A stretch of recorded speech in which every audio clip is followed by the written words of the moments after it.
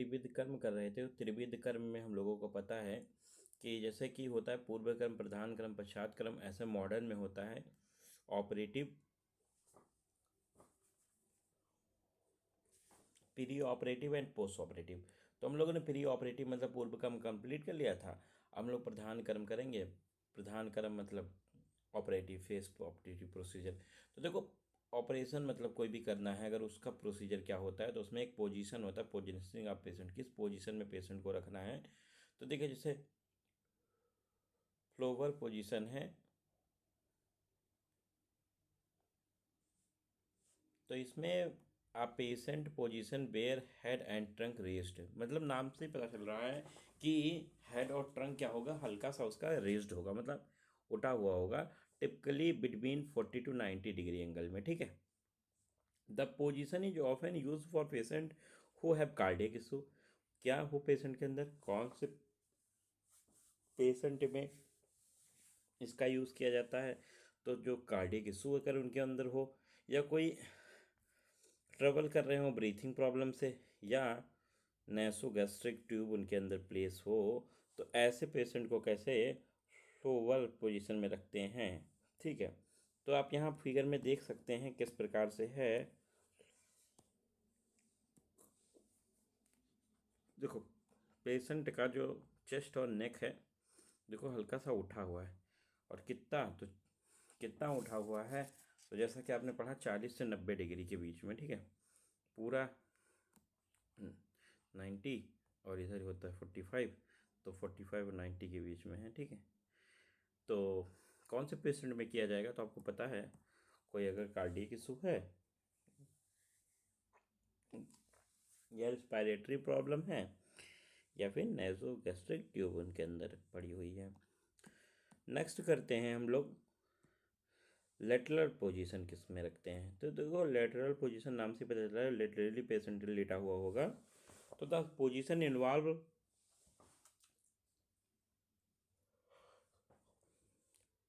Patient lying on either right और left side, मतलब patient क्या हो, लाइंग करता हो, चाहे वो राइट हो चाहे लेफ्ट हो।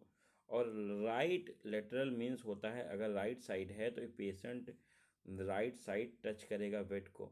लेफ्ट लेटरल मतलब होता है पेशेंट टच करेगा left side, touching the bed. ठीक है। अब pillow is often place in between the legs for the patient comfort. Patient के कंफर्ट के लिए दोनों पैरों के बीच में क्या होगी, तकिया होगी। तो देखो, लेटरल पोजीशन आप यहाँ देखना चाहोगे तो देख पाओगे, ये पेशेंट क्या है, चाहे ये लेटा हुआ है, और ये आप देख पा रहे होंगे, तो अगर इधर इसका है तो ये राइट लेटरल है। ठीक है। और अगर उधर को लेटा होगा तो लेफ्ट लेटरल है। फिगर में क्लियर नहीं हो पा रहा है, एक नेक्स्ट फिगर भी मैंने लगाया था उसमें देखते हैं।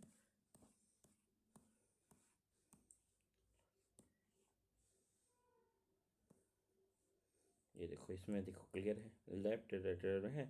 देखो यहाँ प्लो लगा हुआ है। ठीक है। अब बढ़ते हैं हम लोग, लिथोटॉमी पोजीशन क्या होता है।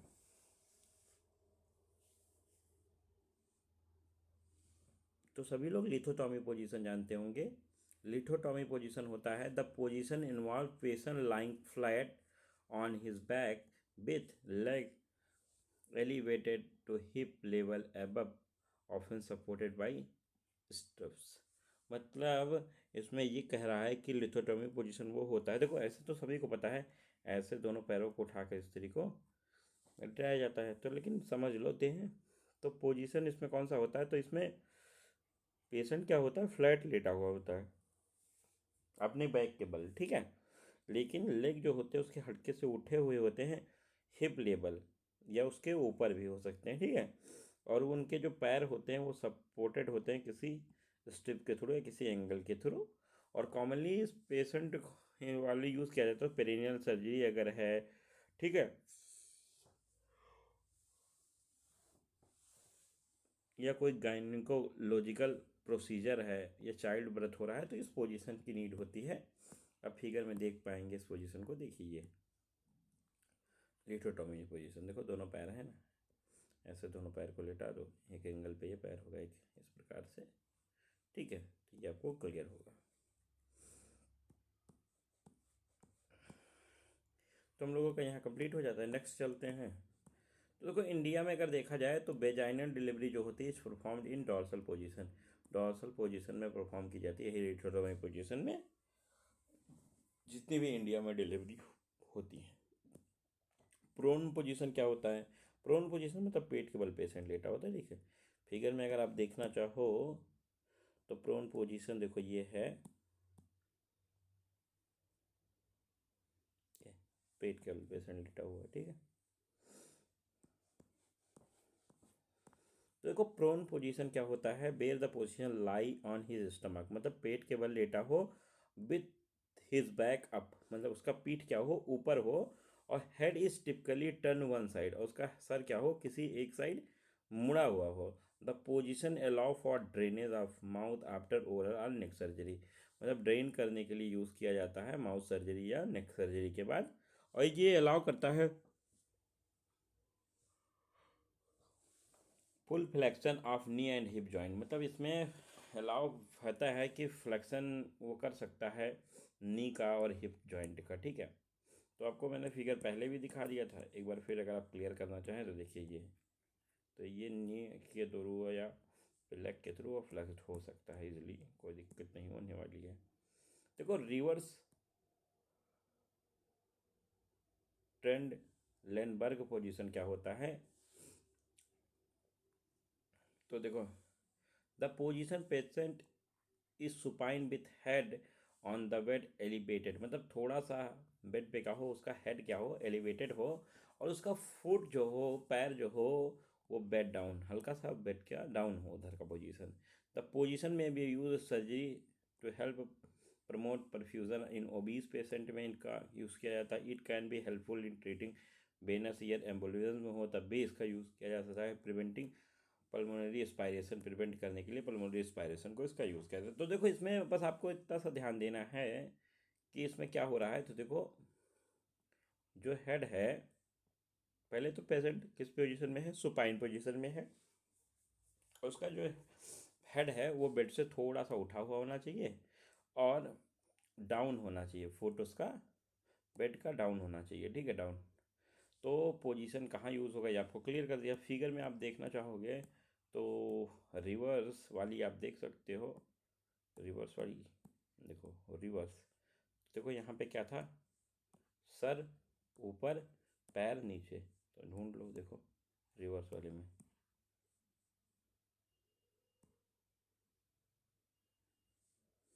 फिगर में देखो मैच नहीं हुआ, यहाँ पे देखो ये उल्टा लिखा हुआ है, मेरे को सर नीचे हो गया पैर ऊपर हो गया, ठीक है सर, लेकिन ये इधर होना चाहिए, ये इधर होना चाहिए। चलो बुक के फिगर में देखते हैं।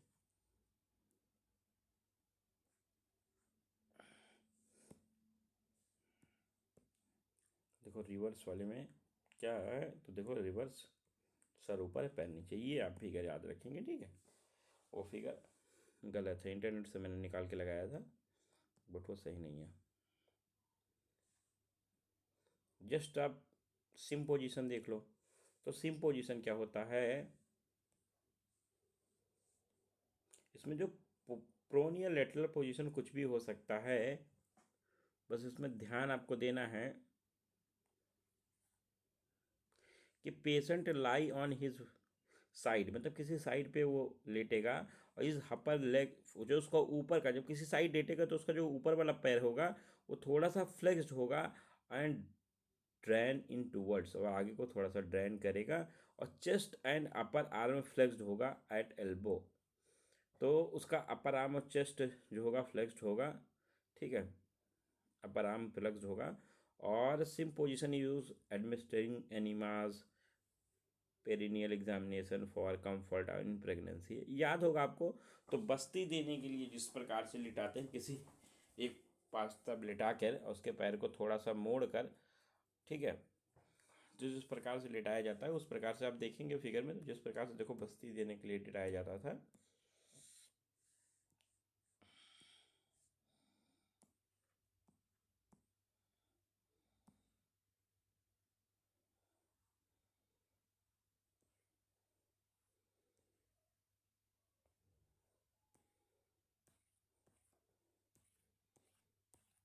पे आप देख पाएंगे, ये देखो, है ना, ऐसे लेटाया जाता था ना, देखो, किसी एक साइड लेटा के एक पैर को हल्का सा टर्न करके, एक पैर सीधा और एक हाथ ऐसे, एक इसको एल्बो से चट के तरफ ज्वाइन मोड़ कर, और यहाँ पे इनीमा देने के लिए प्रयोग किया जाता है, तो यहाँ पे, ठीक है।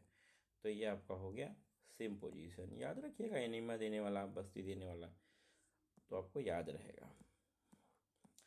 तो कोई प्रैक्टिकल है तो आप थ्योरेटिकल कितना भी समझेंगे तो प्रैक्टिकली तो नहीं समझ पाएंगे ना, तो थोड़ा डिफिकल्ट लगेगा, बट आसान होता जाएगा।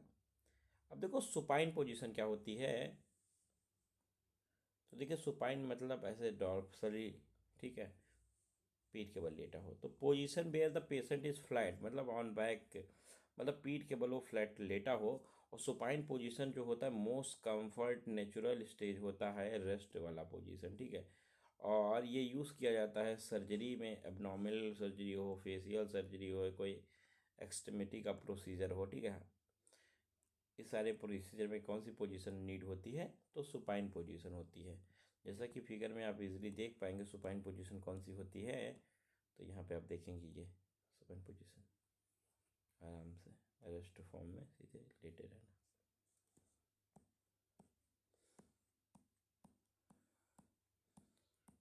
अब देखो एक होता है ट्रेंड लेनबर्ग पोजीशन, तो इसमें देखो ये नॉर्मली रिवर्स ट्रेनलेनबर्ग के अपोजिट होती है, तो position is involve supine position, तो हमको पता है पहले से, शार्पली लोवरिंग द हेड, इसमें सर नीचे होगा, ठीक है, और रेस करेगा, फुट को थोड़ा सा ऊपर होगा, और ये creating an upside down effect है, ठीक है। और ये पोजीशन जो होगा फ्रिक्वेंटली कहाँ यूज़ किया जाएगा, तो हाइपरटेंशन को शॉक में यूज़ किया जाता है, और ये हेल्पफुल होता है गायनिकोलॉजिकल या फिर एब्नॉमिनल हर्निया की सर्जरीज हों या प्लेसमेंट ऑफ सेंट्रलाइज, ठीक है। तो आप यहाँ पे बस देखेंगे, आपको याद क्या रखना है, जो ट्रेनलेनबर्ग पोजीशन होता है इसमें क्या होता है, हेड तो लोअर होता है, और कैसा उसका हेड जो होता है sharply lowering of the bed and raising the foot, पैर क्या होगा, उठा हुआ होगा, देखो हेड डाउन होगा, देखो हेड है ये, देखो हल्का सा हेड डाउन है, और पैर क्या है, उठा हुआ है, हेड डाउन है, तो इस प्रकार से आपका ये भी हो जाता है। देखो क्रैक्स पोजीशन जो होता है यहाँ पे आप देख पाएंगे, तो इसको जैकनिप पोजीशन भी बोलते हैं, तो इसमें पेशेंट को फर्स्ट लेटाते हैं कौन से पोजीशन में, प्रोन पोजीशन में, ठीक है, पेट के बल वाले में, और then table is flexed up to 90 angle, table को क्या करते हैं, फ्लेक्स कर देता है 90 डिग्री पर, ठीक है। तो देखो ऐसे लेटा दिया प्रोन पोजीशन में, थोड़ा सा टेबल क्या होगा, टेबल फ्लेक्स्ड हो जाएगा 90 and causing the hip raised, अगर उसका पीठ रेस हो गया, मतलब hip region back region raised हो गया, तो ऐसे इस पोजीशन ऊपर आ गया, और ये दो पोजीशन कैसे हो गए, नीचे हो गए, and hand and leg to be lowered, देखो पैर और क्या था, पैर और हेड क्या हुआ, डाउन हो गए, तो ये पोजीशन किया जाता है, रेक्टल प्रोसीजर को करने के लिए किया जाता है। आप देख पाएंगे इस पोजीशन का फिगर, तो यहाँ पे आप देख पाएंगे ये क्रैक्स पोजीशन, जिसे बोलते हैं जैक नाइफ पोजीशन, ठीक है। तो इस प्रकार से हमारे सारे पोजीशन कंप्लीट हो जाए, किस किस पोजीशन में कौन से रोग के लिए क्या ट्रीटमेंट है, कौन सा पोजीशन है, क्लियर कर लेते हैं।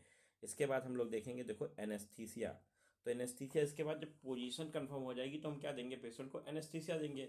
और एनेस्थीसिया हम लोग ने एनेस्थीसिया वाले चैप्टर में दे दिया है, देख लिया है कि कहाँ जनरल एनेस्थीसिया होगा, कहाँ स्पाइनल एनेस्थीसिया होगा, कहाँ लोकल एनेस्थीसिया होगा। तो आप यूनिवर्सिटी एग्ज़ाम में जब लिखें तो थोड़ा सा और चीज़ें एनेस्थीसिया के बारे में भी ऐड ऑन कर सकते हैं, और हम लोगों ने वहाँ ऑलरेडी पढ़ा है, तो यहाँ उसके बारे में कोई डिस्कस नहीं करने वाले।